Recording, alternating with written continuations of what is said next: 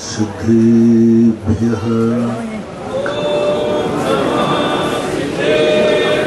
जय श्री ओम नमः सिद्धेभ्यः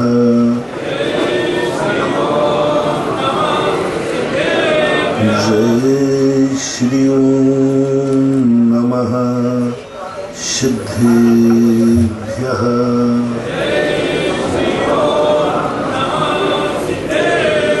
सर्वमंगल मांगल्यम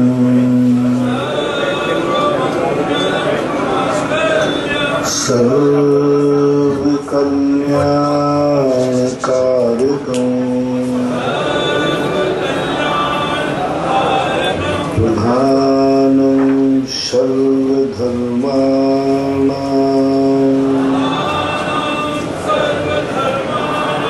जैनं जयतु शासनं जैनं जयतु शासनं जैनं जयतु शासनं। पंच परमेष्ठी भगवान की, आचार्य श्री गुरुवर कुंद कुंद महाराज की, आचार्य श्री गुरुवर विद्यासागर महाराज की।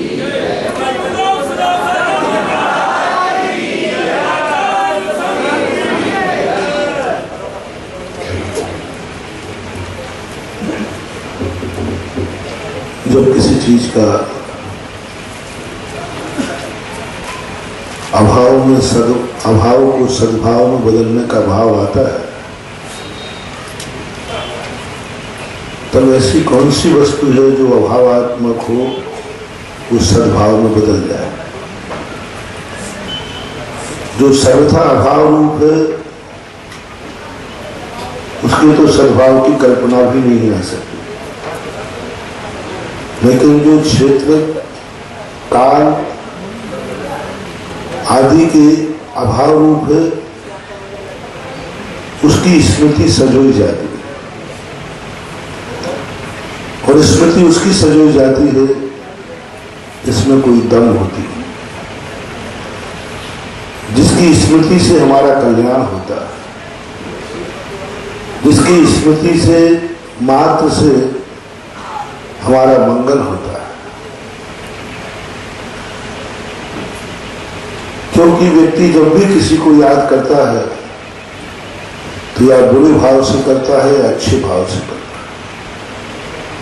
यदि कोई अहितकारी वस्तु होती है तो हम बुरे भाव से करते हैं, जैसे सारी दुनिया रावण को याद करती है साल में दशहरा के लिए, लेकिन अच्छे भाव से नहीं करती, बुरे भाव से करती, निंदा भाव से करती। नीति कहती है कि कम से कम तुम कभी कोई बुरा भाव करो तो इतना बुरा भाव मत करना कि तुम्हारे मरने के बाद भी लोग तुम्हें बुरी दृष्टि से याद करें। अच्छे व्यक्ति को भी याद करते हो, बुरे को भी याद करते हो। ऐसा कोई पाप ना हो जाए, ऐसी कोई गलती ना हो जाए जिसे युगों युगों तक लोग मुझे बुरे भाव से याद करें। अपराध तो करते हो, मैंने कल परसों कहा था, पाप तो तुमसे होते हैं, लेकिन ऐसा पाप ना हो जाए जो युगों युगों तक याद किया जाए, युगों युगों तक निंदा की जाए। ऐसे पाप के लिए तो सभी से होते हैं जिसकी निंदा तुरंत हो गई, निपट गया, चीटी मर गई, आलोचना कर ली, निपट गया, मर्डर कर दिया, जेल हो गया, निपट गया, शराब पी ली, कोतवाली में बंद हो गया, निपट गया। ऐसे बहुत सारे पाप हैं जो तुरंत निपट जाते हैं। इन पापों के लिए कोई ज्यादा खतरा नहीं होता। तस्में क्षामी दुक्कड़म कहते ही ये पाप कट जाते हैं। अंजन चोर जैसे पापियों के वो पाप कट गए, तस्में क्षामी दुक्कड़म कहते ही। लेकिन कुछ पाप ऐसे हो जाते हैं जो युगों तक, पीढ़ी दर पीढ़ी सदा याद किए जाते, उन पापियों को निंदा की जाती। जैसे रावण ने एक पाप किया, न जाने कितने लोग ऐसी बुरे भाव करते, पर स्त्री का अपहरण कर लेते, लेकिन उन पापियों को याद नहीं करता कोई, उन पापियों की निंदा नहीं करता कोई, उन पापियों के लिए हर वर्ष दशहरा मैदान में नहीं खिलाता। लेकिन रावण ने एक ऐसी व्यक्ति के प्रति पाप किया, एक ऐसी व्यक्ति के प्रति, नारी के प्रति बुरी दृष्टि डाली, जो नारी जगत की माता थी, जो नारी जगत के लिए आदर्श थी, जो नारी जगत के लिए पूज्य थी। यहां एक शिक्षा लेते जाना, कभी तुम्हारा मन बिगड़े, कभी तुम्हारा मन चंचल हो, कभी तुम्हारी दृष्टि बुरी हो जाए, तो ये देख लेना किसको देखकर तुम बुरे भाव कर रहे हो। कहीं वो इतना पूज्य तो नहीं है कि सारा जगत उसे नमस्कार कर रहा हो, आदर्श मान रहा हो, उसको देखकर तुम बुरे भाव तो नहीं कर रहे हो। सावधान। किसी पापी और पापिन को देख करके तुम्हारे बुरे भाव हो जाए, वो भाव जन्म जन्मांतर तक तुम्हें दुख नहीं देगा, क्योंकि वो भी पापी नहीं है, वो भी पापी है, कोई पापिन है, दोनों पापी है। और पापी को देखकर पाप का भाव हो गए, पापिन को देख करके पाप का भाव हो गए, उसकी दवाई है, उसका प्रायश्चित है, उसको उबारा जा सकता है।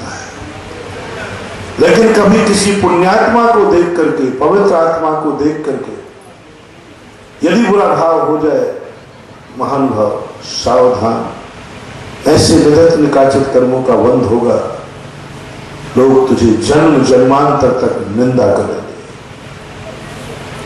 जन्म जन्मांतर तक, क्योंकि तूने एक ऐसी पवित्र आत्मा के प्रति बुरे भाव किए जो सारे जगत के लिए आदर्श है। गले में सांप डालने से कोई इतना पाप का बंध नहीं होता कि 7 नरक की आयु बंद हो जाए। सांप तो क्या गले उतार देते हैं लोग, कितने लोगों को मार देते हैं, कोई जरूर नहीं कि 7 नरक जाने। गले में सांप डाल देने से कोई 7 नरक नहीं मिलता है, ना जाने कितने लोग डालते हैं। लेकिन वो सांप किसके गले में डाला? एक पवित्र आत्मा, सारे जगत की पूज्य है, साधु परमेष्ठी है, सारा जगत जिन्हें नमस्कार करता है, जो जगत के हितकारी कल्याणकारी है, उनको देखकर तुझे क्रोध आया। किसी क्रोधी को देखकर क्रोध आना इतना बड़ा पाप नहीं है, लेकिन जो क्षमा के भंडार हो उनको देखकर पाप आना ये महापाप। इसलिए क्रोध भी तुम्हें करना है तो कम से कम उस पर क्रोध मत करना जो क्षमा के अवतार, क्षमा के भंडार, करुणा के निधान, जो अपने दुश्मन का भी कभी भर बुरा नहीं विचारते, ऐसे जीव को देखकर कभी क्रोध ना आ जाए। जो कभी सरल स्वभावी है, ऐसों को देखकर कभी मायाचारी ना आ जाए। जो प्रमाण स्वरूप है उनको सामने कभी अहंकार मत रखना, दुनिया के सामने गर्दन उठा लेना। इसलिए अपने भारत देश में जब कोई बड़ा आदमी आता है तो खड़े होने की परंपरा क्यों कही गई? इसलिए कहीं पावन आत्मा आ रही है, उनको देख करके कहीं तुम्हें अहंकार नहीं आ जाए कि मैं नहीं उठूंगा, बैठा हूं, कोई कम हूं क्या? निधत निकाचित मान कसाय बंधेगी, और उस कसाय का परिणाम ये हुआ होगा कि भरत चक्रवर्ती ने ऐसी ही मान कसाय विदत निकाचित बांधी थी। कभी उन्होंने बड़ों का अनादर किया होगा,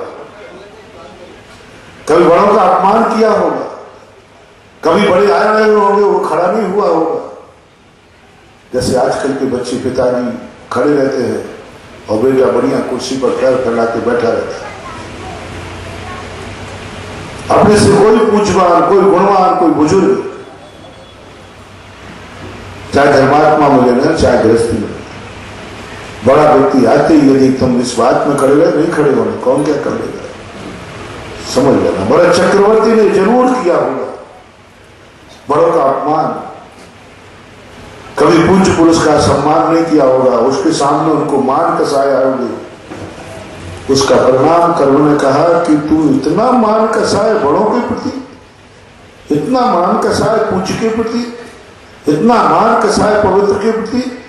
मार्दव धर्म के स्वामी हैं, मार्दव धर्म जिनके रग रग में पनप रहा है, ऐसी आत्मा को देखकर तुझे मान कसाए जाएगी? जा, मैं तेरा ऐसा अपमान कराऊंगा कि सारे जगत के किसी चक्रवर्ती का ऐसा अपमान नहीं हुआ, ऐसा तेरा होगा। देखो, उस कर्म ने भरत चक्रवर्ती का पूरे 6 खंड को जीत के आ गया, किसी ने अपमान नहीं किया। अपमान हुआ तो किससे हुआ? भाई विदर्थ में कहा, कोई राजा ने नहीं किया, कोई उद्दंड ने नहीं किया, भाई ने कसा। कर्म कहती है ऐसे से अपमान कराऊंगा जिसे तुझे देखकर तू तड़प पड़ेगा। भरत कहता है कि सारी दुनिया की किसी की मस्तक उठाने की मेरी भाव नहीं हुई और मेरा भाई मुझे ललकार रहा है, मेरी भुजा मेरे लिए काट रही है। कर्म कहता है ये आज का कर्म नहीं है बाबा चक्रवर्ती, तूने कभी पूज्य पुरुषों के सामने मान किया था और उस मान का अपमान तेरे भाई से होगा।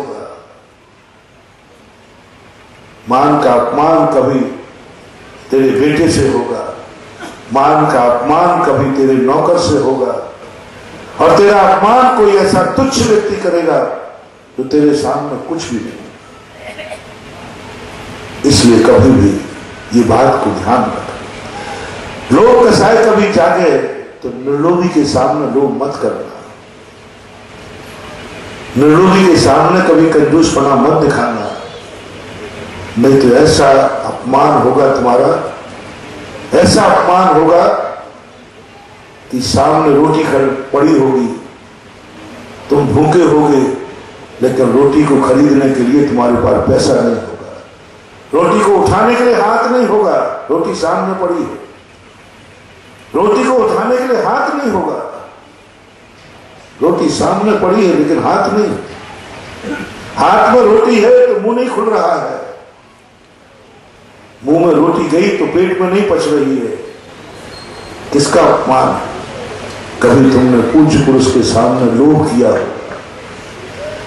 कभी धर्म के मामले में तुम कंजूस बने होगे, तीर्थ बन रहा होगा, तुम्हारे पास धन भी होगा, लेकिन तुम कंजूस बने होगे। उसका परिणाम है कि आज तुम्हें वस्तु मिल रही है लेकिन लेने लायक नहीं है। इसलिए जैन दर्शन ने हमेशा कहा कि जब तुम भगवान के सामने जाना, कंजूसी से मत जाना, शक्ति को छुपाना नहीं। गजमोती की शक्ति है तो गजमोती लेके जाना, छुपाना नहीं। गजमोती की शक्ति है। कौन कहता है भगवान के चरणों में चावल चढ़ते हैं अक्षत? महाराज चावल चढ़ाते नहीं, ये तो सुदामा के लिए है। किसने कहा कि अक्षय का अर्थ चावल होता है? मैंने तो पूरे शास्त्र पढ़ दिए, अक्षय का अर्थ कहीं चावल नहीं होता, होते ही नहीं कहीं। अक्षर का परिभाषा कोर्स में देखी मैंने, संस्कृत हिंदी सारे कोर्स, अक्षर का अर्थ कहीं चावल नहीं। अक्षर का अर्थ होता है ऐसी चीज जो सबसे ज्यादा अखंड हो, सहज में तोड़ी नहीं जा सके। सही अक्षर पूछा जाए तो डायमंड है, हीरा। सुन रहे हो ना? हीरा। जब मैंने एक बार सूरत में उदाहरण दिया था, मैंने कहा लिखा, यही शायद कल्पद्रु मंडली विधान होगा, तो कोई प्रश्न चल रहा था, तो मैंने अक्षर का अर्थ है डायमंड चढ़ाओ। मेरी उम्मीद कई बार तो मैं ऐसे धुआं में लाठी फेंक देता हूं कि कह तो दो सब कम से कम, बाजार में तो छोड़ दो, माल तो बिकना तो है ही नहीं। लेकिन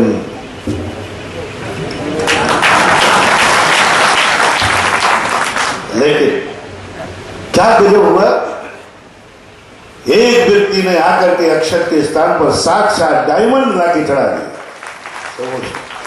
उम्मीद नहीं थी। एक बार जयपुर में मैंने कहा कि देखो छात्रावास खुल रहा है, तो मैंने कहा जयपुर तो जौहरियों का बाजार है, यहां कमरे ईंट गाड़ी से नहीं बनना चाहिए, यहां कमरे रत्नों के बनना चाहिए। यहां जमीन पर फर्श नहीं रहना चाहिए, किशनगढ़ नहीं जहां मार्बल लगाया जाता है, ये तो जयपुर है। जिसके बाद जो धंधा है वो चीज लगाना चाहिए मंदिर में। तो मैंने कहा बोलो जयपुर किसमें प्रसिद्ध है? रत्नों में। तो रत्नों का फर्श बनना चाहिए, तब तो जानो कि जौहरी बाजार है। अब मेरे कहने का तरीका तो तुम्हें मालूम नहीं है।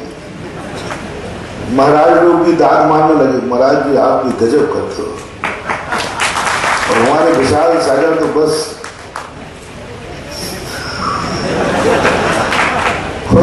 आप तो चाहो तो रात को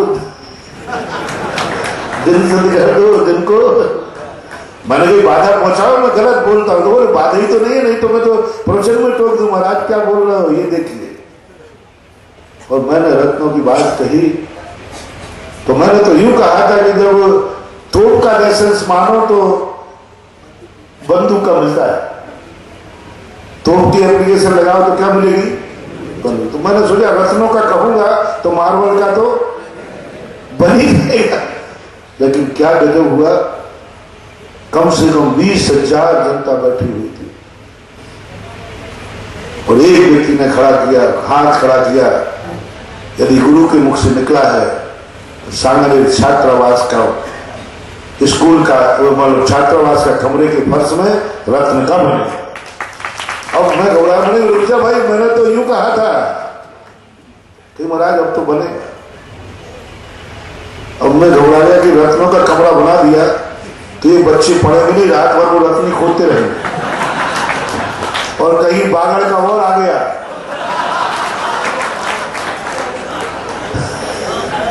तो वो तो कहेगा पढ़ना लिखना क्या, एक रत्न खोल लो।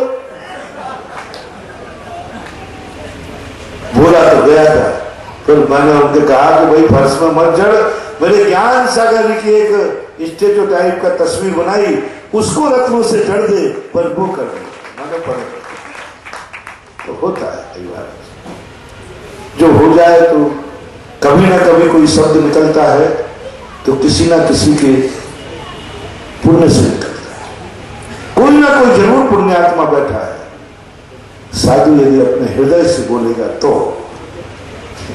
अपनी अंदर चेतना से बोलेगा तो बनावटी नहीं निकल सकता। मैंने बहुत बार प्रैक्टिकल किया, बहुत बार प्रैक्टिकल, बनावटी बात नहीं है, अंदर चेतना से यदि कोई शब्द निकल रहा है अनायास, जिसको साधु ने भी प्लानिंग नहीं की, साधु ने भी चिंतन नहीं किया, साधु भी पहले सोच के नहीं आया, एकदम मुंह से निकल गया, जरूर वो शब्द निकला है।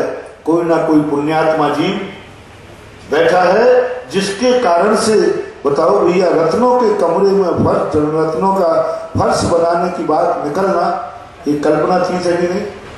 सब लोग हंसे थे बहुत जोर से। अब मैंने कभी मैं क्या करूं, निकला क्यों, निकला क्यों? जिस दिन मैं गड़बड़ बोलता हूं तो लोग कहते महाराज आज आप बहुत बहुत गड़बड़ बोलिए। बोले मैंने कि इसमें मेरी गलती नहीं, महाराज आप ही तो बोले हो। मैंने कि इसमें मेरी गलती नहीं। बोले महाराज जी आप तो ऐसी ठकरासी करते हैं, प्रवचन आपका है। मैंने कि मेरी गलती नहीं, ये पता करो कल मेरा आहार कहां हुआ था।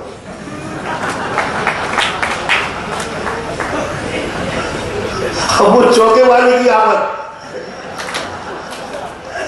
और मैं तो सीधा कह देता भाई, जैसा खावे अन्न, जैसा खावे अन्न वैसा होवे मन, और जैसे पीवे पानी। पहले तो ये बताओ कौन से कुएं का पानी पिलाया तुमने? तो इसमें मेरी क्या गलती? मीठे कुएं का पिलाते तो मीठा बोलता, और खारे कुएं का पिलाया तो। अब ये मुझे प्रवचन मीठा देना कि कड़वा देना, ये रिमोट कंट्रोल किसके पास है? किसके पास है? इसलिए आज के बाद ध्यान रखना, यदि सुधा सागर से मीठा बुलवाना है तो चौकों वालों से कह देना भैया, नहीं तो कल। और कभी मैं कठोर बोल जाऊं तो उससे जाके पूछना भाई ये बता दे तेरे कुएं का कौन से कुएं का लाया था। बोलो ये नीति है कि नहीं? जैसा पीवे पानी वैसी बोले, तो इसमें मेरी क्या गलती? और आगम प्रमाण है, मेरे पास प्रमाण के अलावा कुछ नहीं होता। मैं बिना प्रमाण के कोई देता नहीं तो ये अभी तक सातों महाराज 1 महीने में हमारे लिए कमरे में बैठ करके ऐसे बौछार करते कि आपने प्रवचन में बोला कैसे। और पुनीत सागर तो बिल्कुल ये लीजिए, लेकिन अभी तक मेरी एक बार भी धुलाई नहीं हुई, ध्यान रखना। बल्कि ये उल्टे पूछते हैं, महाराज जी आपने कहा से बोला, फिर ढूंढो। आगम का प्रमाण कभी नहीं बोलता मैं आगम से। देखो अभी मैंने बोल दिया कि जैसा पीवे पानी वैसी बोले वाणी, जैसा खावे अन्न वैसा हो गए। ये नीति सबने सुनी कि नहीं? महाराज ये तो नीति है, मुहावरा नहीं, प्रैक्टिकल कथा है इसमें। एक महाराज थे, सुना दो। एक महाराज थे, वे आहार के लिए गए। आहार के बाद, अब आहार को तो तुम सोने चांदी के बर्तनों में तो भोजन कराते ही हो, तुम भली स्टील में करो, भली तुम वो कागज की प्लेट में करो, बबल में, लेकिन महाराज आते तो चांदी का जग, चांदी का, और कई तो बड़े बड़े लोग हो तो सोने का। महाराज ने आहार किया और धीरे से एक सोने की कटोरी कमंडल में डाल दी। सुन रहे हो ना? थोड़ा ताले मारे लगा दिया करो।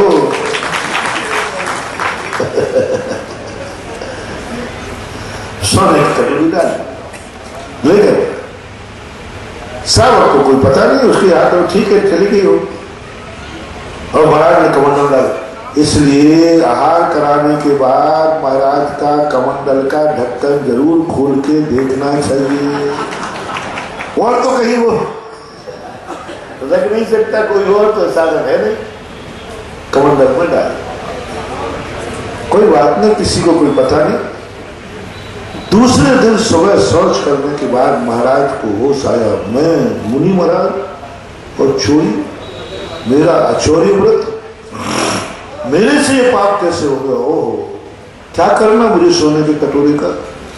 उस श्रावक ने मुझे आहार कराया, मैंने चोरी कर ली। इतना पश्चाताप हुआ कि मेरे शौच करके सीधे उसी के घर पहुंच गए।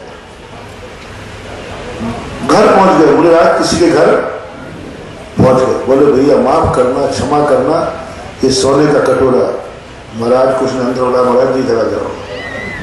पहली बात, ले क्यों गए थे? महाराज होकर के थोड़ी शर्म नहीं आई? अरे आप मांग लेते सोने के कटोरे के, हम तो सोने का पूरा सेट देते थे। श्रावक बहुत था ना। महाराज को यदि मैं आज चाहूं, बड़ी बागड़िया कितने कंजूस हो, यदि मैं घोषणा कर दूं कि मेरा कमंडल सोने का होना चाहिए, मुझे विश्वास है कि आज ही अभी इसी समय मेरा कमंडल सोने का हो जाए। मुझे अपने भक्तों पर विश्वास, पर चाहिए मुझे हो तो किसी की डंडल सोने की बना देंगे, पक्का। अरे मेरे भक्त एक से एक बार मुझे सोने का पेन लाया, डायमंड जड़ा हुआ, कम से बहुत वजनदार पेन था, उसमें क्लिप रहता ना, क्लिप, उसमें डायमंड लगा हुआ। बोले महाराज मैं बहन कर रहा हूं। मैंने कि ये बता दे तू मेरे कौन से जन्म का दुश्मन है? मेरे पास किसी ने देख लिया कि महाराज के पास सोने का, पहली बार तो मैं आहार को जाऊंगा तो से लेके जाना पड़ेगा, और किसी को पता चल गया तो रात में आएगा, लाओ महाराज मरवाएगा। महाराज जी मैं तो भक्ति बस दे रहा था और आप तो उल्टा बोलते। मैंने तो पहले एक नियम ले ले कि जिंदगी में आज के बाद किसी साधु को सोने का पेन नहीं देगा। और उसकी स्थिति ऐसी, महाराज जी आप कहते तो मैं तो आपको जो चाहे दे देता, जितना सोना चाहिए था। गुरु जी आपके लिए तो सब कुछ। बोले भैया मुझे नहीं चाहिए था, मुझे नहीं चाहिए, मुझे कौड़ी भी नहीं चाहिए। दिगंबर साधु खाएगा जिसके पास कौड़ी भी है। पूज्य गुरुदेव कहते हैं वह साधु कौड़ी का नहीं जिसके पास कौड़ी भी है। ये कौड़ी तो फिर महाराज ले क्यों गए? बोले भैया ले ले, वापस तो ले ले। तो महाराज जी ले गए थे तो फिर वापस करने क्यों आए?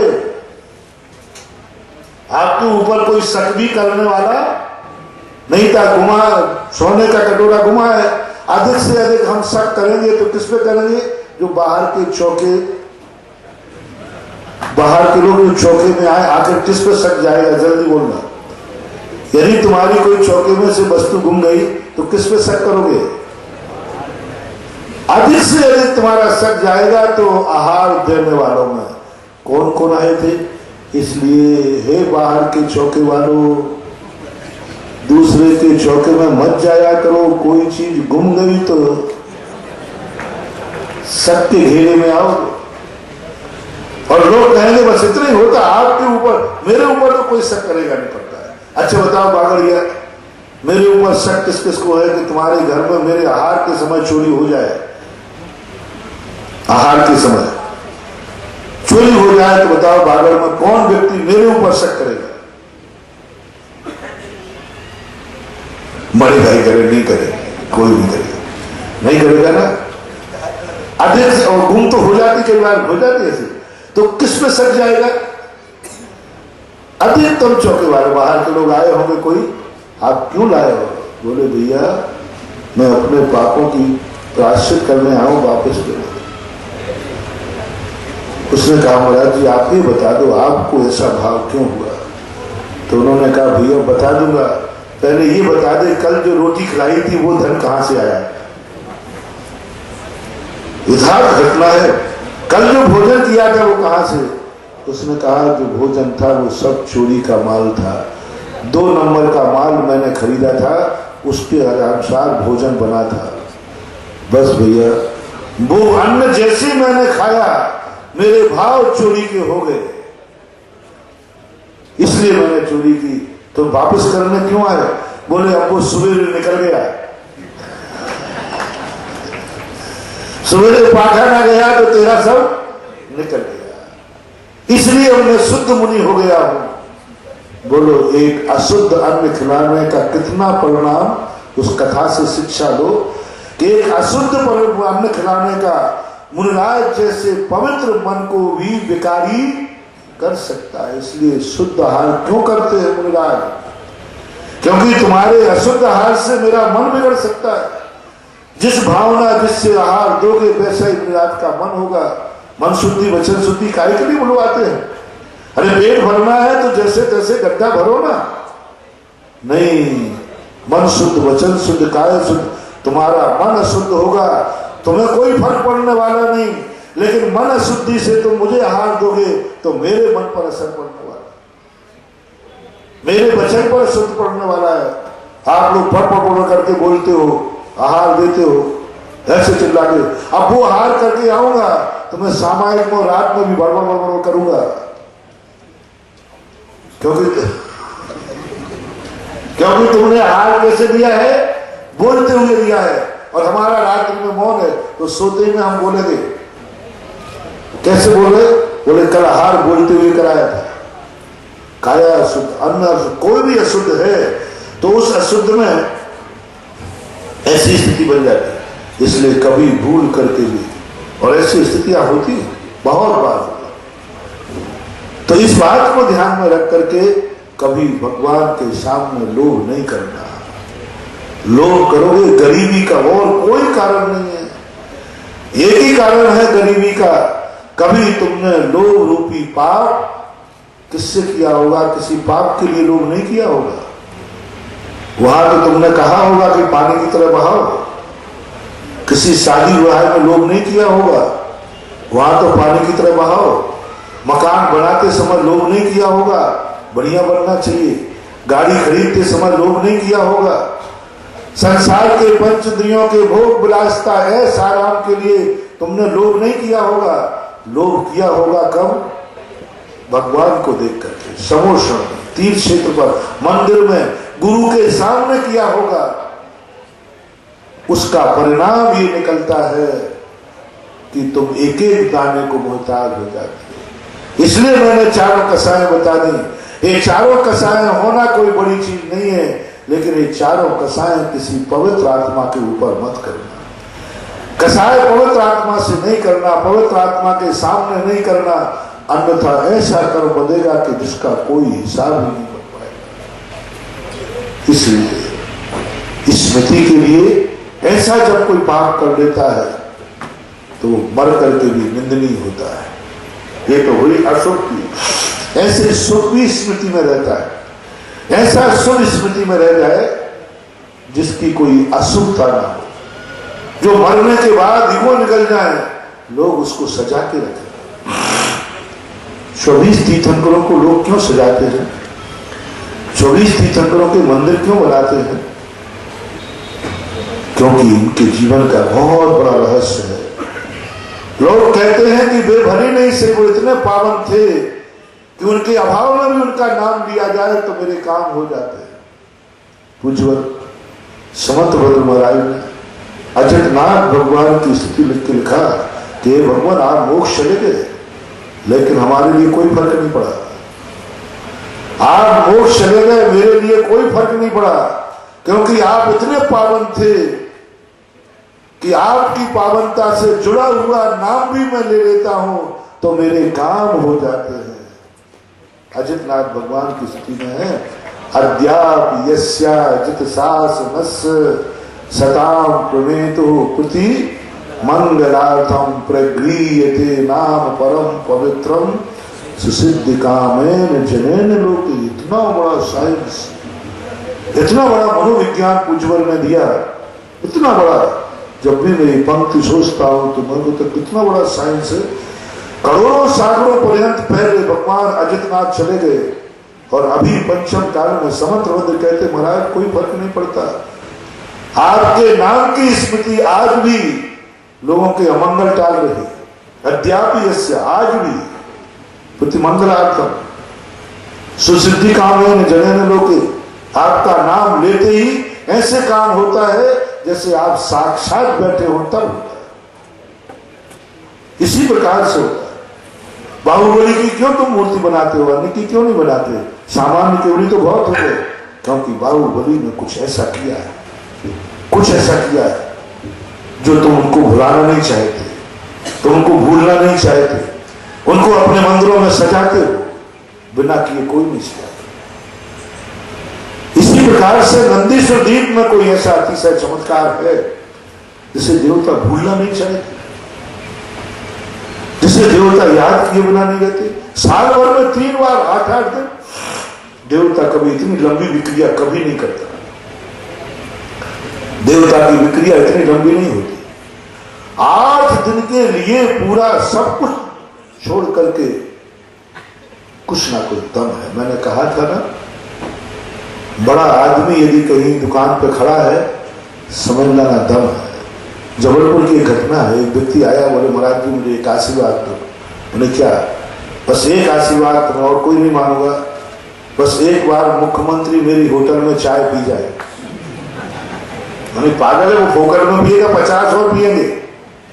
बोले महाराज मैं पूरे उस दिन फोकट में ही सबको पिलाऊंगा। मैंने बात क्या है? बोले महाराज जी मुख्यमंत्री पी गए, वो फोटो टांगूंगा, सारी दुनिया देखेगी ये वो होटल है जहां मुख्यमंत्री चाय पीता है। जिंदगी भर की कमाई हफ्ते भर में कर लूंगा एक दिन की। तो ये होता है। जितनी भक्तियां की गई सब देवताओं से नमस्कार कराए गए। अरे मनुष्यों से कराते, त्रियंशों से कराते, नारकियों से कराते, पापियों से कराते, दुखियों से कराते। इंद्र सर्वंदियाण स्वयंद्रों से वंदना करा दी, प्रभु आप इतने महान हैं। बहुत है। भक्तांबर पुणत मौल मणि प्रमाणा, अरे किसी गरीब से नमस्कार करा देते? नहीं। अपन साइकोलॉजी देखें, एक गरीब सवेरे 4 बजे उठकर मंदिर जा रहा था। किसी ने कहा देखो ये 4 बजे उठ के मंदिर जा रहा है, भूख मंगा है, कल से खाने नहीं मिला, रात में नींद ही नहीं आई। और एक चक्रवर्ती मंदिर जा रहा है। बताते हैं चक्रवर्ती जब मंदिर जाता था देवता देखने आते थे, ये क्यों जा रहा है? तो लोग सोचते हैं इसमें कोई दम है। मलेच्छ खंड में जब चक्रवर्ती ने अपने रथ में स्थित प्रतिमा को नमस्कार किया, अनेक मलेच्छी राजा सम्मित को प्राप्त हुए। बोले ये पाषाण की मूर्ति में जरूर कोई दम है, क्योंकि बड़ा आदमी इसको नमस्कार कर रहा है। पिता को देखकर बच्चे के भी नमस्कार के भाव हो जाते। इसलिए बड़े लोगों से बहुत बड़ी शक्ति। नंदीश्वर दीप की स्थापना क्यों करते हैं पूरे अकृत्रिम चैत्य? एक भी अकृत्रिम चैत्यालय ऐसा नहीं जिसकी स्थापना सारे जगत में होती है। नंदीश्वर दीप जहां तहां मिलते। क्यों? उसको सारे देवता 8 दिन दे रहे हैं। देवता तो भोगी विलासी है, उनको 8 दिन का समय कैसे निकल आया भगवान की भक्ति करने के लिए? और साधारण भक्ति नहीं करते, नाच गान करते 8 दिन रेगुलर, और वो भी साल में कितने बार? 3 बार। और असंख्यात वर्षों को पूरी उम्र में कभी थकते नहीं। साल में 3 बार जाते हैं नंदीश्वर दीप और उसी आनंद के साथ। पर नंदीश्वर दीप का नाम आते ही हर देवता का आनंद उमड़ता है, नाचते, पैर थिरकते हैं। बताते सौधर्मेंद्र आदि सब 2-2 पहर तक एक दिशा में नाचते हैं और निरंतर 8 दिन तक उनको नाचने गाने के अलावा कुछ नहीं। वो सोते तो है नहीं, खाते पीते तो है नहीं, 8 में 1 मिनट 1 सेकंड को भी विश्राम नहीं करते। ये पंच तुम जो विधान कर रहे हो ना, ये विधान काम चलाओ, ये चिंता नहीं करना। सही विधान वो है कि जिस दिन विधान शुरू हुआ उसी दिन से घर बार छोड़ करके इसी पंडाल में रहोगे, अन्न जल छोड़ करके। ना अन्न जल ग्रहण करेगा, ना सुसु जाएगा, ना बाथरूम जाएगा। इधर तो ब्रह्मचारी चिल्ला चिल्ला के मर वो करके आ गई, साड़ी बन गया, वो गया, वो करके आ गया। सुनता रहता हूं, कान तो और विधान से ही चक्रवर्ती जब विधान करता है इसको, जैसे ही प्रवेश कर जा, जब तक हवन नहीं होगा चक्रवर्ती मंदिर से बाहर नहीं निकलता, समोषण से बाहर नहीं निकलता, पंडाल से बाहर नहीं निकलता, सोता भी नहीं। 24 घंटे हर निष्ठ पूजा चलती है। और देवताओं के नंदीश्वर दीप में तो दिन रात होते ही नहीं, दिन ही दिन। 1 सेकंड को भी, मैंने बहुत गौर किया, 1 सेकंड को भी पूजा नहीं रुकती 8 दिन तक। देवता 8 दिन तक निरंतर पूजा करें, जरूर नंदीश्वर दीप में दम है, जरूर नंदीश्वर दीप की कोई विशेषता है। और 8,56,57,000 आदि दीप जितने अकृत्रिम चैत्यालय, उनमें श्रेष्ठ नंदीश्वर दीप दम है। इसलिए लोग कहते हैं ऐसे दीप की स्मृति सजाओ अपने यहाँ, सजाओ अपने यहाँ, जो कि देवताओं को भी प्रिय है। देवता भी जिसे मानते हैं, जरूर उन मूर्तियों में दम होती है, बिना उसकी स्मृति नहीं बनाई जाती। जैसे मैंने कहा, हर व्यक्ति की मूर्ति तुम नहीं बैठा, हर व्यक्ति की मूर्ति कोई नहीं बैठाता। जिसकी प्रति उपलब्धि के भाव कि इसकी यदि तस्वीर भी हम न रख लेंगे तो भी मेरा काम हो जाएगा। ऐसे व्यक्ति की तस्वीर तुम मोबाइल में रखते हो, जेब में रखते हो, जो तुम्हें प्रिय होती है, जैसे तुम्हें मालूम है कि यह मेरे मन को आनंद देगी। इसी प्रकार नंदीश्वर जी आज एक दूसरा पैगाम लेके आया हूं तुम्हें, एक दूसरा। बहुत बड़े बड़े लोगों के तो बहुत बड़े बड़े काम हो गए, बड़े बड़े लोगों के बहुत काम। यहां पर नंदीश्वर दीप तो बनी रहा, वो तो बनी गया, बन ही जाएगा।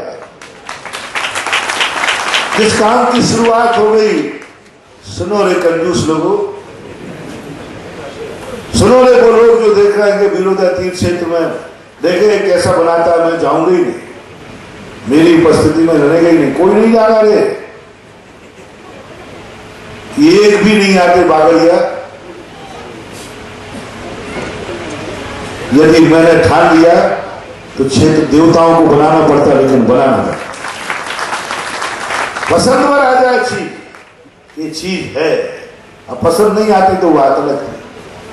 किसी से क्षेत्र रुकने वाला नहीं है, तुम कितनी भी कंजूसी कर लेना, नंदीश्वर दीप तो बनना है सो बनेगा। और जब नंदीश्वर बनेगा तो भगवान का समोषण भी बनेगा। अभी खुलते जा रहा है ग्राह, कई लोग तो ऐसे कर रहे हैं, जैसे नंदीश्वर यहां देखा ना, तो पहले सोचा था कि एक छोटा सा मंदिर बन जाएगा, धर्मशाला बन जाएगी, यही। अब जब देखा कि इतना बड़ा मंदिर बनेगा, 24 बनेगी, और नंदीश्वर की घोषणा सुनती नंदीश्वर 24 हो और 24 हो गए। बागड़ में कई कंजूसों को नींद नहीं आ रही। हाँ, क्योंकि कई लोग तो दान देके हर्षित होते हैं और कई लोग दान देकर रोते हैं, और तीसरे तो वो हैं जो ना देते हैं ना लेते हैं। एक बार ऐसा हुआ, एक पत्नी थी, उसके पति बहुत कंजूस थे, बागड़ी के थे वो। अब लगा लेना, जिसका होश लगा लेना, बहुत कंजूस थे।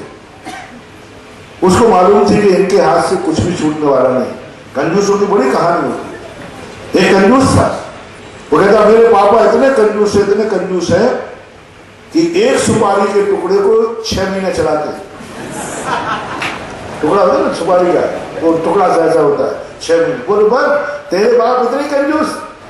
मेरे बाप तो इतने कंजूस है कि एक सुपारी के टुकड़े को जिंदगी भर रखते हैं, बस आहार के बाद जेब से निकालते हैं, देख लेते और रख लेते। हाँ, बागड़ में ऐसे कंजूस हैं कि पूरा धन दिवाली को निकालते हैं और सस्ते बनाकर जेब तो रख देते हैं और उसका कुछ भी नहीं है कि नहीं? बोलो, वहां दिवाली को निकलता है हर साल, पीढ़ी दर पीढ़ी निकल गए। बाप भी मर गया, दादा भी मर गया, बेटा भी यही करता है, निकालता है ओम जय और करके जो तो ताला लगा, वो लक्ष्मी कहती अब मरे, अगली दिवाली को खुलेगा। हमारे शास्त्रों में लिखा है कि लक्ष्मी कंजूस के यहाँ इसलिए जाती है कि वो अच्छे लोगों के जाते चलते चलते थक जाती है, तो वो सोचती है अब विश्राम कहाँ मिलेगा। बोले कंजूस के चलो वो ताले में रख के विश्राम दे देगा, बाकी बहुत कोई तो विश्राम देने वाला है नहीं। तो इधर तीसरा कहता बागड़िया, बोले क्या तेरा बाप है? मेरा बाप देखे, तेरे बाप ने तो एक 6 महीने में खाता है, एक टुकड़ा तो खरीदा तेरे बाप ने कम से कम। मेरा पिता तो है कि आहार करने के बाद सीधी किराने की दुकान पर जाता, बोरे में रखी देख के स्वाद आ जाता है और चला जाता है, एक खरीदा भी। और ये ऐसे लोग हैं। तो उसका पति भी कंजूस था, तो एक दिन बस पहुंच गया वो वीरोदय तीर्थ से घर वापस। पहली बात तो वो आए धोखे में था, उसने सोचा चलो हमारे पीछे बैठे, भोजन तो मिल ही रहा है, नाश्ता तो फ्री में मिल ही रहा है। मैं आज पहुंच गया, मैंने कि पंडाल यहाँ है, मैं यहाँ हूँ, गाड़ियां दनादन सीधी वहां क्यों जाती है? अब मैंने कहा कि पता नहीं क्या, एक भी गाड़ी आए सीधी। मैंने कि पंडाल, पहले तो मैंने कि मेरी संसारा पार हो गई, फिर मैंने सोचा पंडाल में जा रहा है, तो मैंने देखा पंडाल में भी नहीं जा रहा, फिर वो सीधा दनादन वहां पर पार्किंग जबरदस्ती। मैंने कहा शायद सांस्कृतिक कार्यक्रम हो रहा होगा। आज मैं गया वहां जाके, अरे मैंने कहा मामला ठीक है, जैनियों की ओरिजिनल जनता पता करना है तो ना तो प्रवचन सभा में ना पूजन की सभा में, हर ओरिजिनल कितने हैं उसे भोजनशाला में पूरी गिनती कर लेना, 4 ज्यादा ही मिलेंगे क्योंकि ब्याई जी भी आ गए वहां। तो वो आ गया और यहां बोल रहा था 24 मंदिर धनाधन बोल रहे थे, यहां नंदीश्वर दीप बोल रहा था, धनाधन बोल गए, 20-25 नाम आ गए।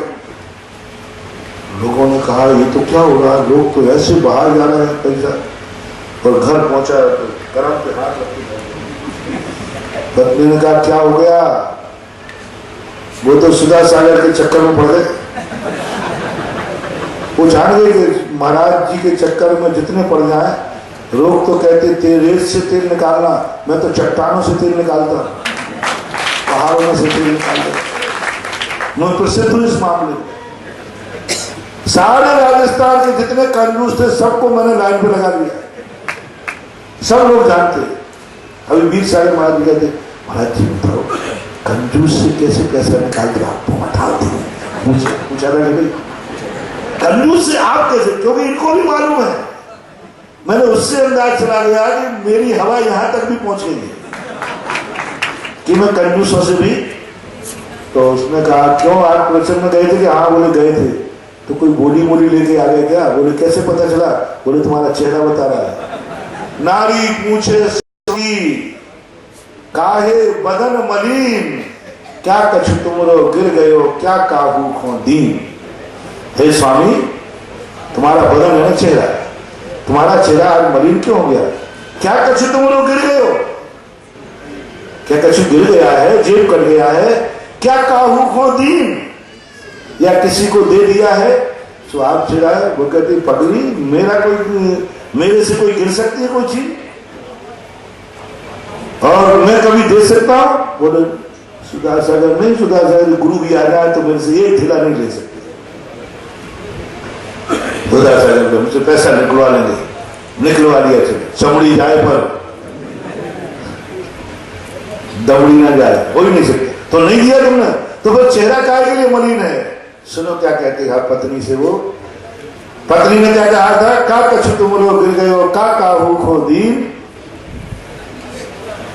तासो बदल मलिन। अब वो कहता है ना कछु हमरो गिर गयो, ना कछु हमरो गिर गयो ना काहू खो दीन, देतन देखो और खो तासो बदल मलिन।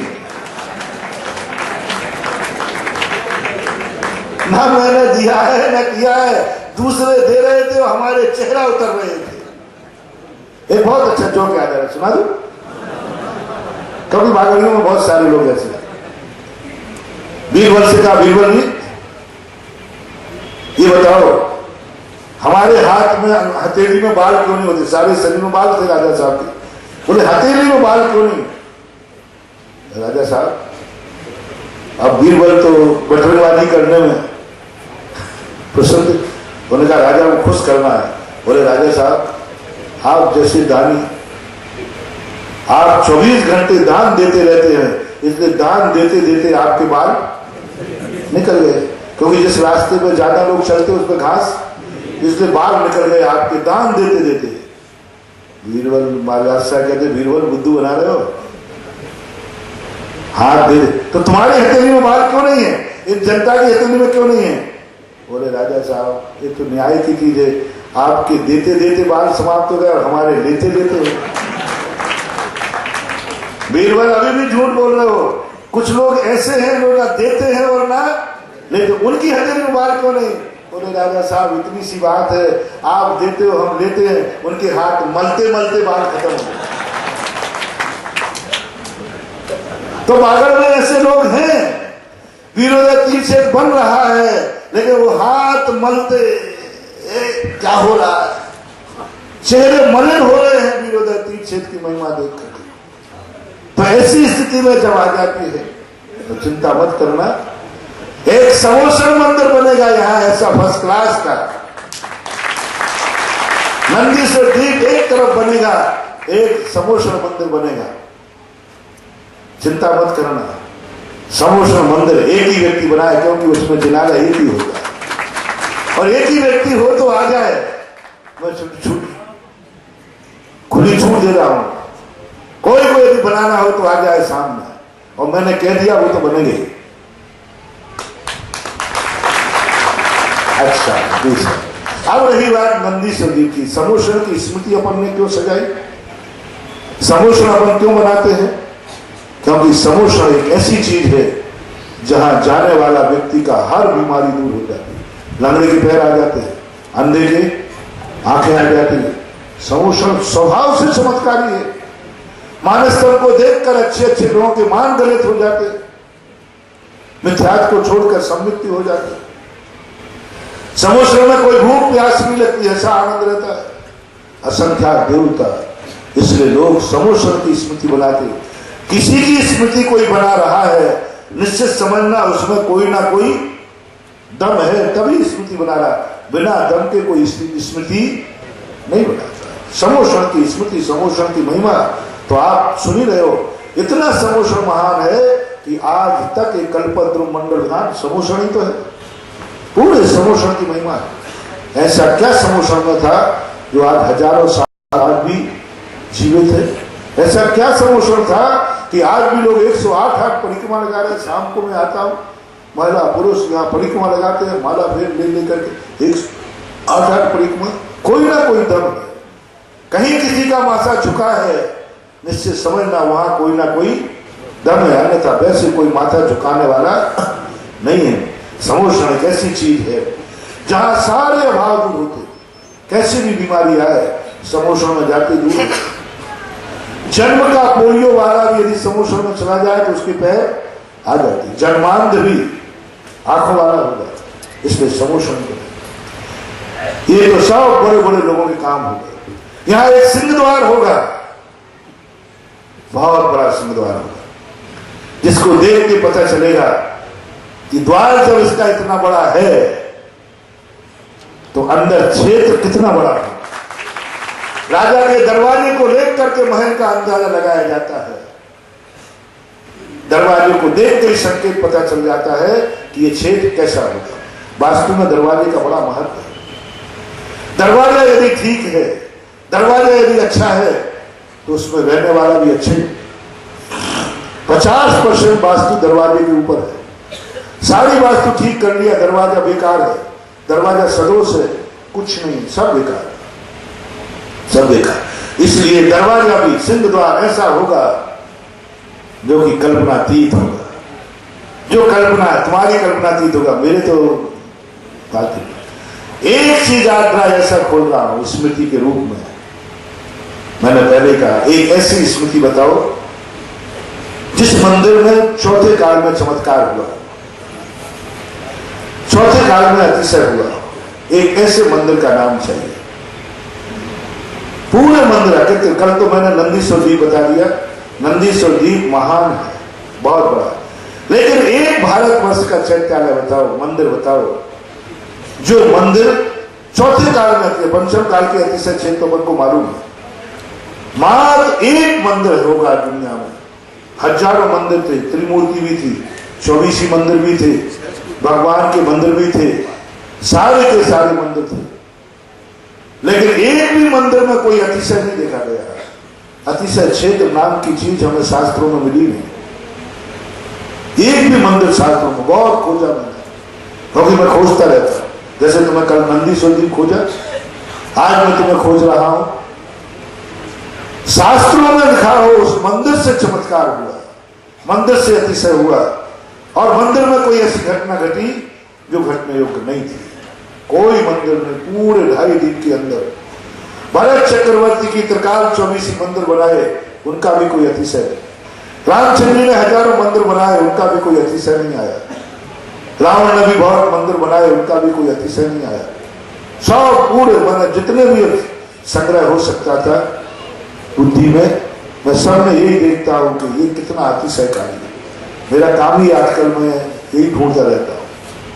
मूर्ति को देखती पहले सोचता हूं कोई दमयती नहीं, और पूरा खोजते खोजते मात्र एक श्रीपाल चरित्र में लिखा सहस्रकूट जिनालय। सहस्रकूट जिनालय एक ऐसा जिनालय है जिसका देवों ने कबाड़ बंद कर दिए। एक भी मंदिर के कबाड़ बंद की कोई उल्लेख मिल गया। एक आध छुटपुट घटनाएं और है, कोई प्रसिद्ध नहीं है। एक दो कहानियां और आती हैं कथा के रूप में, लेकिन ये प्रसिद्ध कहानी। और एक ऐसा व्यक्ति जो कोड़ी था पहले, और बाद में उसकी क्या चेतना हुई वो कल परसों मैंने मैना सुंदरी की पति श्रीपाल देवों के द्वारा कबाड़ बंद कर दिए। देवों ने बंद किए, मनुष्यों ने नहीं। देवों के द्वारा किया हुआ कबाड़ कोई खोल नहीं सकता, चोर डाकू नहीं खोल सकता, कोई दुनिया की ताकत नहीं खोल सकती। ऐसा अतिशय, ऐसा एक संकट आया देश के ऊपर, राजा घबरा गए। कौन खोले, कौन किवाड़ खोले, कैसे किवाड़ खोलेंगे? एक पूरी कहानी नहीं बता रहा हूं, बहुत लंबी चौड़ी कहानी है। जैसे कोटि भट्ट राजा श्रीपाल वहां आए और उनके दर्शन का नियम था, भटकते हुए आए थे, कोई घर से नहीं आए थे, भटके हुए थे। उस समय की घटना जिस समय धवल सेठ ने उनको समुद्र में फेंक दिया था। अब बचने की कोई गुंजाइश नहीं थी उनकी। वो स्थान भी मैं देख के आया हूं, घोगा। घोगा का स्थान है, मैंने श्रीपाल से सिमराया। वही सौराष्ट्र है, वही खाई है, वही स्थान है जहां राजा श्रीपाल किनारे लगे थे। क्योंकि धवल सेठ ने मैना सुंदरी से मोहित होकर के उनको समुद्र में गिरा दिया और वे भुजाओं से तैर करके समुद्र को भुजाओं से तैर कर गोगा में किनारे लगे थे वो स्थान। और उसका प्रतीक है कि वहां एक सबसे प्राचीन सहस्रकूट पत्थर का था और वो पत्थर का सहस्रकूट कालातीत या आताताइयों ने नष्ट कर दिया। आज भारत का सबसे प्रसिद्ध पीतल का सहस्रकूट यदि है तो भोगा के अंदर पीतल का है, बहुत सुंदर सा। और वो सहस्रकूट इसी स्मृति में बनाया गया कि राजा श्रीपाल यहां आए थे और उनके बिना दर्शन के वो खाते नहीं थे। समुद्र में इतने दिन पड़े रहे तो भी उन्होंने पानी को पिया नहीं, पीने लायक होता ही नहीं, लेकिन मीठा समुद्र भी मिल गया हो गए तो भी नहीं, भूखे प्यासे थे। उनका नियम था, देखो देव दर्शन का चमत्कार, जिनका ये नियम है कि मैं भगवान का दर्शन किए बिना पानी भी नहीं पीऊंगा, भगवान का अभिषेक किए बिना मैं भोजन अन्न जल ग्रहण नहीं करूंगा। तो उन्होंने खोजा कि मंदिर है कोई यहां पर। तो राजा ने सबने कहा कि मंदिर तो है लेकिन उसके किवाड़ देवों के द्वारा बंद है, कोई को दर्शन नहीं हो रहा है, सारा नगर बिना दर्शन के जीवित है, सारा लोग बिना दर्शन के खा रहे हैं। श्रीपाल ने कहा मंदिर तो है, जिनेंद्र देव का मंदिर है। बोले हाँ जिनेंद्र देव का मंदिर है साज को। तो मैं कहा चलो कोई बात नहीं, चल के देखते हैं। राजा श्रीपाल की जैसे दृष्टि पड़ी, देखो दर्शन का नियम होना चाहिए, तुम तो कहते हो महाराज आपातकाल के लिए छूट रख रहा हूं, बाकी रोज को घर में रहूंगा तो दर्शन करूंगा, लेकिन बाहर गए तो छूट है। एक व्यक्ति ने ऐसा कहा, बोले महाराज जी मैं 10 उपवास करना चाहता, आप आशीर्वाद दो, सिविल में बात है। मैंने बहुत अच्छा लगी। बोले महाराज जी शर्त एक है। मैंने क्या शर्त बेटा? कि आप आशीर्वाद दो मैं 10 उपवास कर लूं। शर्त क्या है? बोले महाराज जी शर्त है कि भूख प्यास नहीं लगना चाहिए, पर भूख प्यास नहीं लगेगी तो मैं 10 उपवास काय का 10 उपवास। ऐसे हमारे नियम में भगवान मंदिर है घर है तो ठीक, अरे सही परीक्षा तो वो है जब यात्रा पर गए हो और भगवान का दर्शन नहीं मिला तो आज हमें अन्न जल ग्रहण नहीं करूंगा, वो दिन तुम्हारी जिंदगी भर के दर्शन करने के पुण्य से ज्यादा महत्व। पूरी जिंदगी भर अभिषेक पूजन किया है उसका पुण्य एक तरफ रख लो, और जिस दिन दर्शन नहीं मिलने पर तुमने उपवास किया है उस दिन का पुण्य एक तरफ रख लो, वो पुण्य अनंत गुना ज्यादा होगा। उस समय प्रणाम की पुण्य प्रकृतियां कांप जाती हैं। बोले ये व्यक्ति भगवान को इतना चाहता है, भगवान इतने प्रिय है कि अन्न जल छोड़ दिए, भोजन नहीं करेगा। उस समय पुण्यबंध ज्यादा होता है। कठिन विपरीत परिस्थितियों में भी धर्म नहीं छोड़ने में पुण्यबंध ज्यादा है। अनुकूल परिस्थितियों में तो सभी धर्म कर लेते हैं, लेकिन श्रीपाल की वह परिस्थिति कर जैसे श्रीपाल वहां पहुंचे और बताते किवाड़ को छुआ, छूते ही देवताओं की शक्तियां तिरोहित हो गई। होती हैं कई महान आत्माएं, ऐसी पुण्यात्मा देखी हमने शास्त्रों में, जिन मनुष्यों से देवता डरते। जैन दर्शन में पुष्पल अभिषेक महाराज कहते हैं लक्ष्मण शक्ति लगने के बाद, वो लक्ष्मण शक्ति अमोघ शक्ति थी, कभी निकाल ही नहीं सकता, कोई कितना प्रयास कर ले वो मरेगा नियम से। लेकिन एक विसर्जा नाम की कन्या इतनी पुण्यवती थी, पूरी कहानी नहीं बता रहा हूं, इतनी पुण्यवान थी कि जैसे हनुमान जी उस कन्या को लेके आए और कन्या जैसे जैसे कदम लक्ष्मण के पास बढ़ाती गई, वो शक्ति जो अमोघ है, प्राण लेके जाती है, वो शक्ति थर थर कांप करके भागने लगी। तो हनुमान जी ने उस शक्ति को पकड़ लिया, कहां भागती है? वो कहती इस पवित्र आत्मा का सामना करने की ताकत मेरे में नहीं है। इतना पवित्र आत्मा था श्रीपाल कि देवताओं के किवाड़ लगाए हुए दोनों कपाट खुल गए, दोनों कपाट चारों तरफ से जय जयकार मच गया। और जब से सहस्रकूट की स्थापना, एक दरवाजे से गए दूसरे से निकल गए, 2 दरवाजे फिर नहीं खोले। 4 दरवाजे होते हैं सहस्रकूट, 2 नहीं खोले उन्होंने। क्यों नहीं खोले? ये रहस्य है। शास्त्रों में तो ये मिला कि 2 दरवाजे खोले 2 बंद थे। इसका प्रतीक हमें मिला उत्तर प्रदेश में एक देवगढ़ है, वहां पर सहस्रकूट बना हुआ है, उसमें 4 दरवाजे बने हैं, 2 आज तक बंद हैं। पत्थर के हैं वो, खोले लेकिन दरवाजे बनाए, साकल कुंडा बनाया लेकिन वो खोले नहीं, बिल्कुल पैक है, कभी खुलते ही। 2 दरवाजे, एक से गए एक से निकले, और 2 दरवाजों को उन्होंने छुआ नहीं, तो वे 2 दरवाजे आज भी बंद है। देवगढ़ के अंदर जाके अभी देखना कभी, पाषाण का सहस्रकूट बना हुआ है, उसके 2 दरवाजे बंद है और 2 खुले हुए, क्योंकि बाद में हम दोनों को छुआ था। तो एक ऐसा चमत्कार, एक ऐसा अतिशय, ऐसी परिणति घटित हुई, मात्र एक जिनालय है जिसका नाम है सहस्रकूट। तो मन है कि संसार के जितने चमत्कारी अतिशयकारी वस्तुएं हैं, वे सब वस्तुएं वीरोदय तीर्थ में होना चाहिए। और अंत में लोग कहें सारे तीर्थ बार बार, वीरोदय तीर्थ एक बार। ये पंक्तियां मैं चाहता हूं भक्तों के मुख में। मैंने कि क्यों वीरोदय एक बार, क्यों? बोले दुनिया में जो जो चीजें हैं वे सब चीजें, जितनी अतिशयकारी चीजें हैं, त्रिकाल 24 भारत चक्रवर्ती में वो यहाँ है, बड़े भगवान यहाँ बैठ रहे बड़े बाबा के नाम से, और नंदीश्वर दीप यहाँ बनी रहा है, समोसन बन ही रहा है।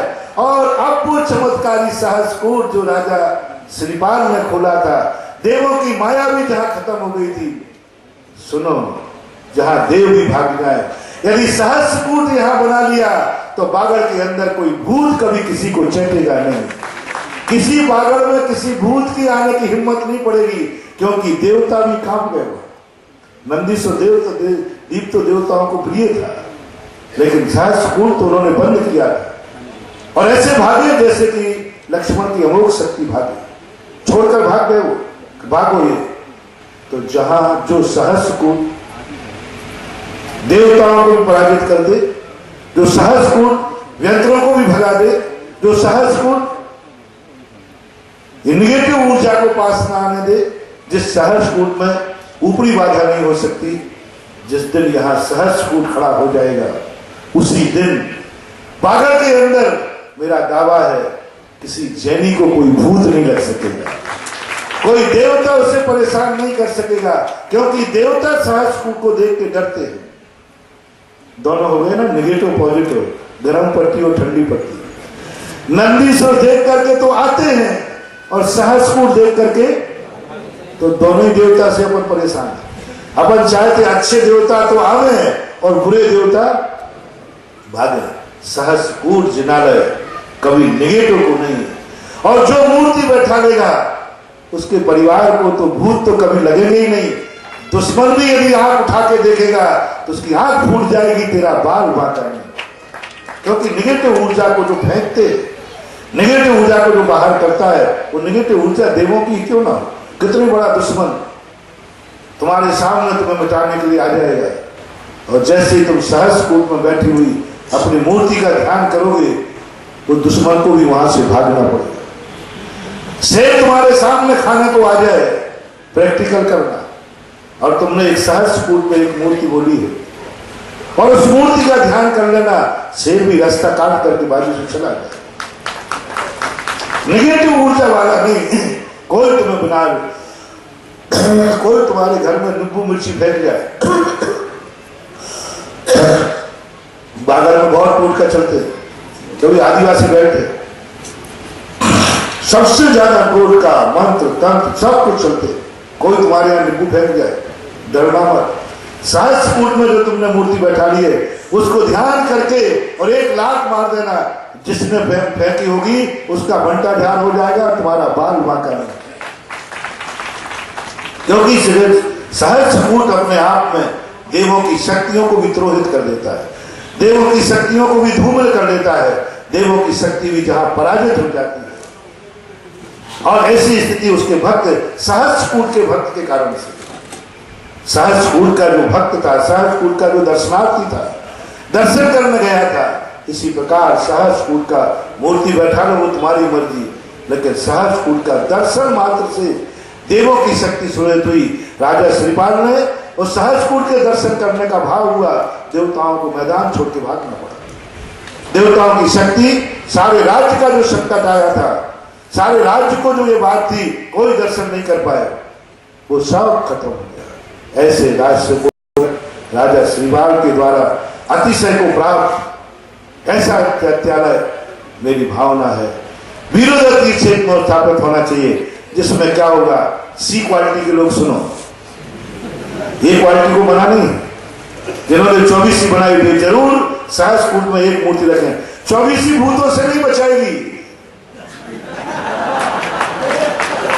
24 दुश्मन से नहीं बचाएगी, 24 तुम्हें उपसर्ग सहन करेगी। सुनो मेरा लॉजिक है, मैंने कल कहा था 24 तुम्हें मुनि बनाएगी, 24 तुम्हें भगवान बनाएगी, 24 तुम्हें ऐसी ताकत देगी कि कितना भी संकट आ जाए तुम डिगोगी, क्योंकि मुनि अवस्था का अर्थ ही नहीं है संकट दूर करना, मुनि अवस्था का अर्थ है संकट को सहन करने की शक्ति आना।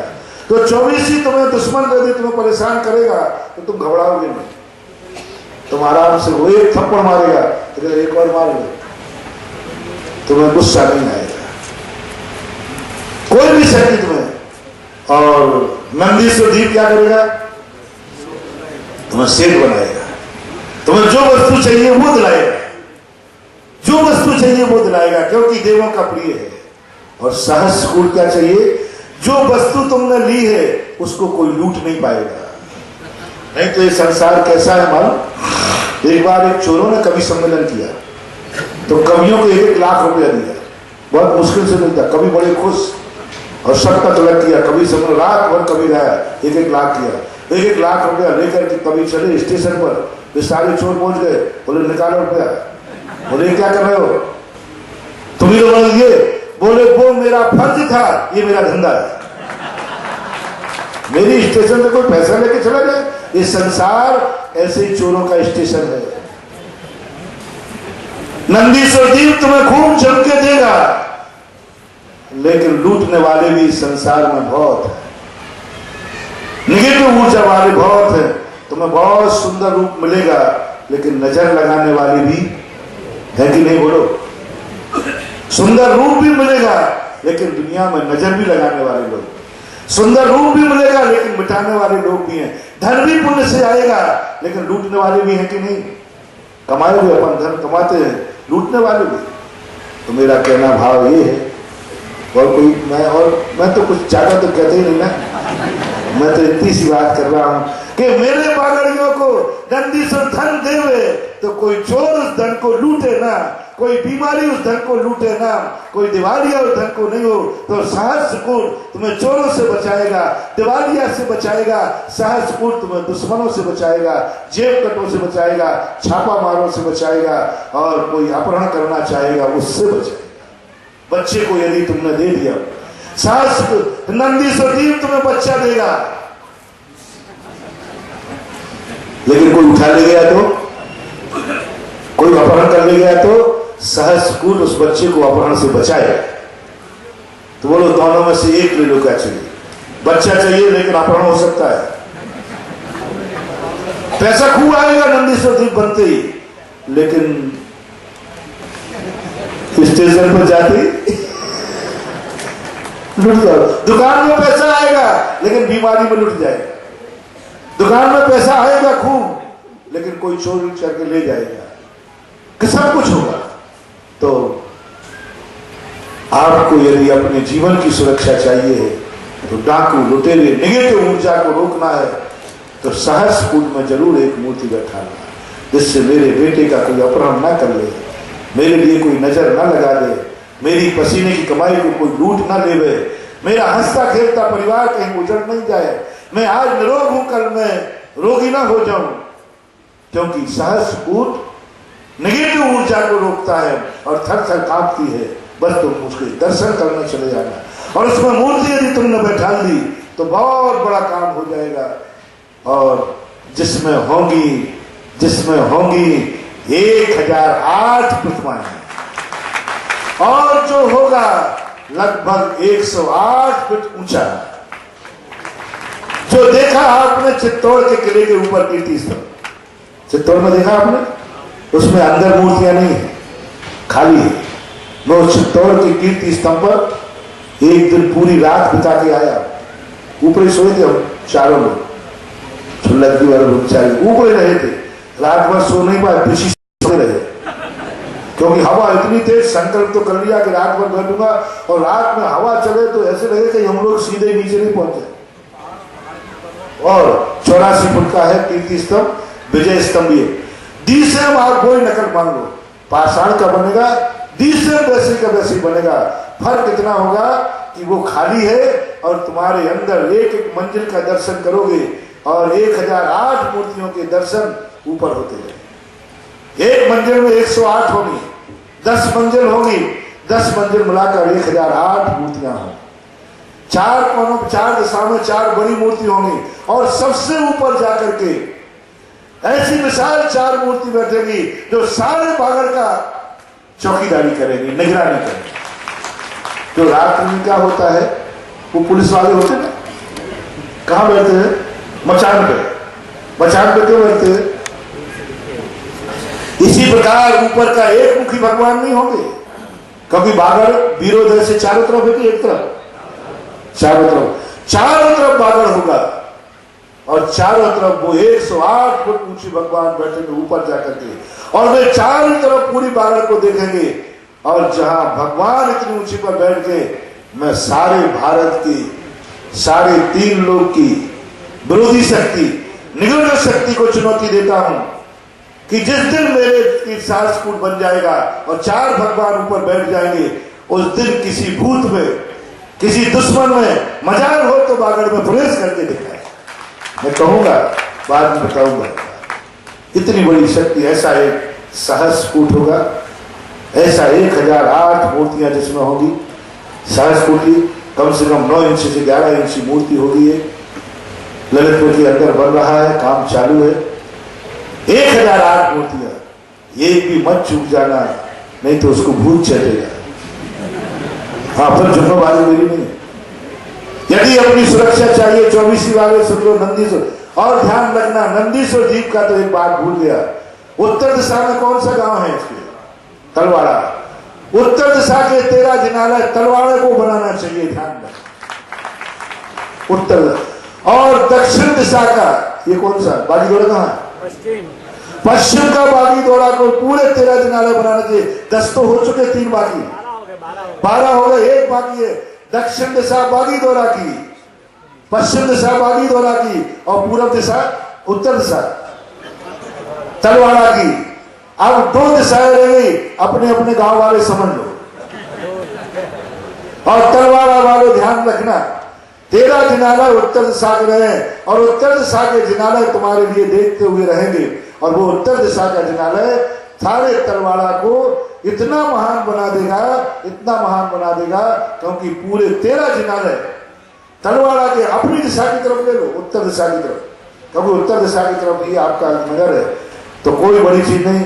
महाराज, आप पहले हमें पंच कल्याण में लूटायो, घनी गम्मा न जाता, कर ले रे, कर ले, कर ले, कर ले। लुटेरा हूं ना मैं, पंच कल्याण में लूट के आ गया मैं। और महाराज अभी तो दिए, बाल बच्चे पालना है, जी का उद्घाटन करा दिया। कुछ नहीं, नशिया जी तो बनती रहेगी, वो तो दूसरे कारण से कराइए। और अभी जल्दी बनने वाली नहीं, बनाऊंगा तो मैं ही बनाऊंगा, मैं बनाऊंगी। 13 जिनालय मात्र नंदीश्वर द्वीप के तलवाड़ा की समाज को लेना चाहिए। और एक एक करके ले, तो ले, नहीं तो पूरी समाज मिलकर के 13 जिनालय ले। यदि नहीं हो तो चलो पंचकल्याण में से ले लो, मूर्ति का तो दातार से ही पड़ेगा। 13 जिनालय उत्तर दिशा के कमेटी वालों बनाना नहीं। यदि जिनालय नहीं आए तो उत्तर दिशा खाली रहे। 3 दिशाओं में वहां लिखना ना, ये उत्तर दिशा तलवाड़ा की। पंचगणक के बाद में लोग पूछे, भैया 3 दिशाएं, बोले ये तीसरी दिशा खाली क्यों है? बोले ये तलवाड़ा, यानी उत्तर दिशा उनके नाम से रजिस्टर्ड हो चुकी। आप 2-3 नाम तो बारात करे आ गए हैं। 13 जिनालय बहुत बड़ी चीज है, साधारण मत समझो। ना जाने ये पैसा तुम्हारा किस बहाने से, किस रास्ते से गांव में खर्च करना, मात्र उतना ही पुण्य है जितने गांव के लोग दर्शन करेंगे। और यहां खर्च करना, सारे भारत के लोग, ये तीर्थ है, वो मंदिर है। गांव में 1 करोड़ रुपया खर्च करना 1 लाख के बराबर है। और यहाँ 1 लाख खर्च करना 1 करोड़ के बराबर है।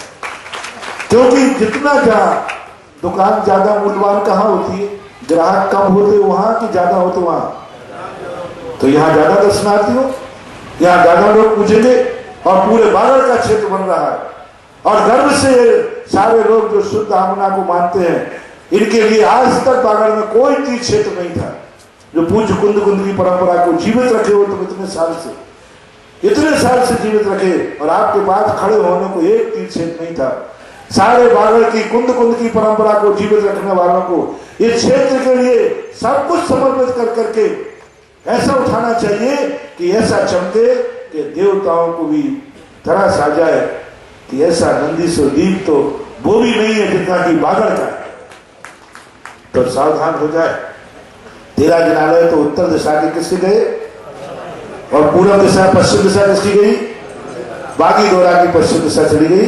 अब 2 दिशाएं फुटकर में बची हैं। चले जो सहज कूट की बात कर रहे थे, यदि ऐसी निगेटिव बात की आपको चलना है कि हमारे जीवन की रक्षा हो, हमारे बच्चों की रक्षा हो, हमारे परिवार की रक्षा हो, हमारा धन दौलत कभी नहीं लुटे, तो एक एक मूर्ति हो सके जो बड़े सेठ बचे हों, एक एक मंजिल ले लो। 108 मूर्तियां रहेंगी उसमें, एक मंजिल में 108 मूर्तियां रहेंगी। ऐसी 10 मंजिल होगी और एक मंजिल कोई लेना चाहे तो लेवे, नहीं लेवे तो ये आज मैंने रिटेल काउंटर खोला है फुटकर सी क्वालिटी, क्योंकि भक्त तो सभी प्रकार के होते हैं, ये बी और सी, गरीब भी भक्त हैं, मध्यम क्वालिटी भी भक्त हैं। अब तो ध्यान रखना, मजदूरी भी करने वाला है तो भी वो सहस्र कूट में एक मूर्ति तो रखेगा ही रखेगा। मूर्ति का नाम, मूर्ति रखी जाएगी, मूर्ति पर तुम्हारा नाम होगा।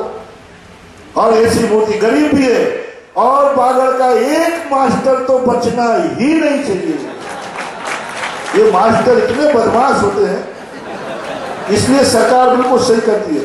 सरकार के पास कोई भी काम आया किससे कराऊं, जनगणना किससे कराऊं, पशु किससे गिनवाऊं, क्योंकि मास्टर लोग इतने बदमाश हैं, उनको सबसे ज्यादा छुट्टियां मिलती है, सबसे कम मेहनत करते हैं।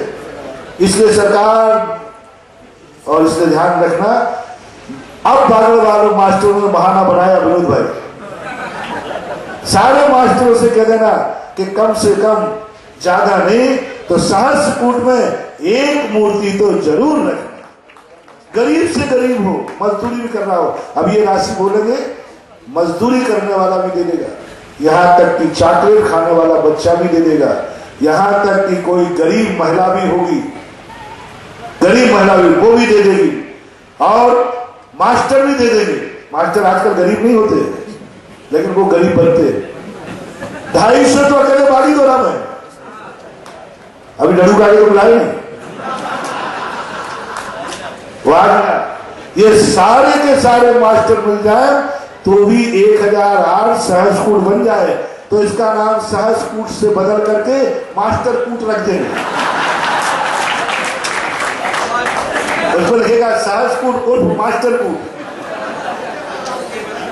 है। हाँ, तो अब कोई बहाना नहीं बनाना कि बड़े बड़े आदमियों के लिए क्षेत्र में योजनाएं हैं। 2-3 दिन से लोग कह रहे थे, और आज गरीबों के लिए हुई थी, कोई ड्रा निकालो, ये क्षेत्र गरीबों के लिए भी फले। आप तो अमीरों के लिए सोचते हैं, आज मैंने गरीबों का ड्रा निकाल दिया, और आज 1008 जिनालय जिनके में बैठेंगे, 10 पूरा मंदिर बना दिया, और मैंने फल भी बता दिया कि इसमें मूर्ति बैठा लो और तुम नेगेटिव ऊर्जा से बचो, विघ्नों से बचो, संकटों से बचो, और दूसरे लोग तुम्हारा नाश करना चाहे और मूर्ति बैठा करके उससे कवच लें। मात्र राशि के लिए मैं अपने मुँह से नहीं बोल, और वो एक मंदिर रह गया था 24, 11वें नंबर का मंदिर बचा है, 11वें नंबर का मंदिर बचा है श्रीयांशनाथ का। बाकी सबकी राशियां मैंने निकाल दी, सबकी राशियों से मैंने निकाला, कोई भी चिपुट नहीं करना। मैंने बड़ी मेहनत करके कल से अभी तक 2-2 महाराज लगे हैं, तुम्हारा मंदिर बन रहा और हम मुनि होकर तुम्हारी मुनिमगिरी कर रहे हैं। हम और इतनी मिला रहे, सब मिला रहे, कुंडली मिलान कर रहे हैं। कुंडली से मैंने देखो कितने कितने भगवान मिले, पेट देख के तुम्हारे दिमाग चकरा जाए, कितनी मेहनत की है। आपको जो मैंने भगवान दिए हैं, कोई नाम के भगवान को मत जाओ, जो भगवान मैंने दिया यही तुम्हें फलेगा। और आपको जब भी माला फेरना है यही भगवान की फेरना, ये तुम्हें फलेगी। आपकी राशि के अनुसार आपने जो नाम दिया, पहला पहला जो नाम दिया आपने, उस नाम से मैंने आपका निकाल दिया है। इसलिए ये अभी बाद में बता। तो एक श्रेयांशनाथ भगवान बच रहे हैं। अब श्रेयांशनाथ भगवान भारत में कहाँ है मूल नायक, मुझे पता नहीं है। थोड़ा खांडू कॉलोनी कहाँ है, खांडू कॉलोनी कहाँ है, मुझे पता नहीं, बताओ ना पता उसका। अच्छा बोल तो नहीं जो हम 8 दिन पहले वहां रखे, वही ना। हाँ, कोई दूसरा खादू हो गया तो क्या पता। तो मेरा भावना है, और पूरी 24 खादू की तरफ ही देख रही है। श्रेयांशनाथ भगवान को बड़ी मुश्किल से ढूंढ करके निकाला मैंने, बचा करके। तो ऐसा हो जाए तो इस क्षेत्र का ऐसा, अरे भाई तुम हो गए हुमड़, हो गए तुम नरसिंहपुरा, लेकिन 2 बल्दियत होती हैं, एक जाति की और कुटुंब की बल्दियत होती है, एक धर्म की बल्दियत होती है। तो धर्म का बाप तो एक ही है ना। सुनो रे विरोधा क्षेत्र के हुमड़ो और खांडू कॉलोनी के नरसिंहपुरो, दोनों का बल्दियत कौन है धर्म से। दोनों एक आमना को मानते हैं, दोनों कुंदकुंद आमना को मानते हैं, दोनों आचार्य विद्यासागर को मानते हैं। नहीं बोलो। और दोनों मुझे भी मान, जब तुम्हारा धर्म का बाप एक है तो अलग क्यों हो रहे हो। मेरे मन से क्या लेना, मन बनने तो ट्रस्टी, लेकिन मंदिर एक यदि बनता है, मंदिर बहुत बड़ा आ गया। हमारी प्यारी कॉलोनी है ना, प्यारी, और नहीं देते तो हमें थप्पड़ पड़ना है। प्यारी कॉलोनी है, और सही में मेरी राशि पर भी श्रेयांशनाथ है। सर्वोत्तम जो नाम वर्तमान का है इसी से लगाना, आगे पीछे मत लगाना। तो ऐसी स्थिति को लेकर के बहुत अच्छा, आज खांडू कॉलोनी वालों ने तो उसी दिन दिखा दिया था, परसों 1008 कलश, सारे बागड़ मिलकर के जितने कलश नहीं कर पाए, बागड़िया हुमड़, अकेली खांडू कॉलोनी 1008 कलश लेकर के तीर्थ क्षेत्र की स्थापना मानी जाएगी। बने रहो तुम ट्रस्टी, ये तीर्थ क्षेत्र खांडू कॉलोनी का ही कहलाएगा, क्योंकि तीर्थ किसने बनाया। 1008 कलश तीर्थ लगेंगे, दीपक किसने जलाया। 1008 कलश खांडू कॉलोनी बनेंगे, तो मलकियत बनाए रहना हुमड़ो, मेरा मेरे बाप का पटरिया रख के बैठे रहना, और पुण्य सब लूटेंगे ये खांडू कॉलोनी वाले। क्योंकि 1008 कलश सही यदि इनको परास्त करना था तो उन्होंने 1008 कलश लिए थे, तो सारे हुमड़ों को मिलकर के 10,000 कलश लेना चाहिए थे। नरसिंहपुर और आगे निकल जाए, हाँ बोले, लेकिन बागड़िया बहुत ठंडे बेशरम है। जहां दान की बात आती है, उमर कहते तो महाराज आप तो और मारो, अभी भी दिन है 2 दिन। उमर लोगों दोनों, ये तीर्थ से सामान नहीं बना, हर तीर्थ से के हर जैनी के हाथ का एक कलश सम्मिलित शिखर की माटी का रखा जाना चाहिए। और जो यहां माटी का रखेगा वही तीर्थ क्षेत्र को अपना मानने वाला होगा, और तीर्थ क्षेत्र उसे भी अपना मानेगा। इसने मेरी माटी रखी थी यहाँ सम्मिलित शिखर की लाके, ये माटी ऋणी होगी उसकी, क्योंकि किसी के ऊपर एक उपकार होता है तो जन्म जन्म तक ऋणी हो जाता है। ये माटी कहेगी मैं तो एक साधारण माटी थी, मैं तो एक साधारण माटी थी, और इस सम्मिलित शिखर की माटी रख करके मुझे सम्मिलित शिखर जैसा पूज्य बना दिया।